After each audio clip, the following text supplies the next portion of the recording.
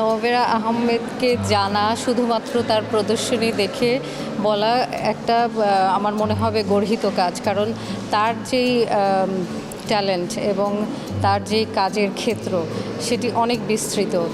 তিনি আমাদের দেশের প্রথম নারী স্কাল্পচার ছিলেন, যে অনেকেই জানেন না, এবং তার কাজের স্বীকৃতিও খুব কম দিয়েছে বাংলাদেশ।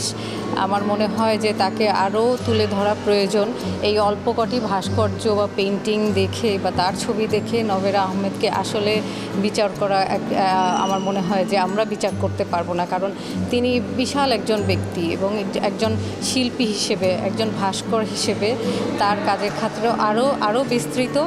এবং আমার মনে হয় জাতীয় জাদুঘর যেই উদ্যোগটি নিয়েছে, এরকম ক্রমাগত কিছু উদ্যোগ নেওয়া উচিত আমাদের দেশের শিল্পীদেরকে আরও আগ্রহী করে তোলার জন্য এই ভাস্কর্য শিল্পে, এবং আমাদের যে শিল্প আছে বাংলাদেশের তাকে তুলে ধরার জন্য। নওবেরা আহমেদ আমাদের জন্য অনেক কিছু করেছেন এবং আমার মনে হয় যে এই প্রত্যেকটি কাজ সরকারকে তুলে ধরা উচিত।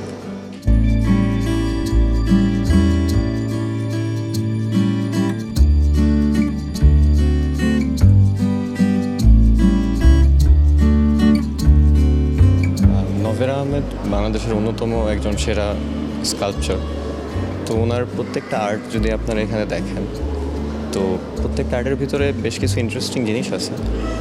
যেমন হচ্ছে এত পুরনো ছবিগুলো হওয়ার পরেও সেগুলো এখনও কতটা মিনিংফুল আমাদের কাছে আর কি।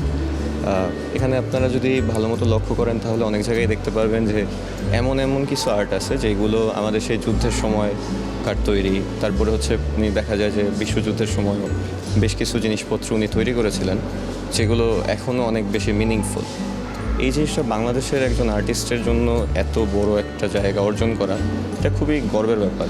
আর এই যে আয়োজনটা করা হয়েছে, আয়োজনটা আমাদের জন্য মানে আমাদের যারা যুবক বা হচ্ছে নতুন ইয়াং যা জেনারেশন আছে তাদের জন্য আসলে জিনিসটা খুবই প্রয়োজনীয়, কারণ বাংলাদেশের আর্টের যে জায়গাটা আছে সেই জায়গাটা ধীরে ধীরে অনেক বেশি ডাইলিউটেড হয়ে যাচ্ছে, অনেক বেশি এক্সপোজার মানুষজন পাচ্ছে না।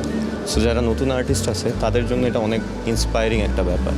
তো আমি এক্সপেক্ট করবো যে সামনেও যেন এই ধরনের আরও আর্টিস্টদের, যারা নতুন আর্টিস্ট আছে, যারা পুরনো ঐতিহ্যবাহী আর্টিস্ট আছে, তাদের আর্টগুলো যেন আমাদের সামনে এইভাবেই তুলে ধরা হয়।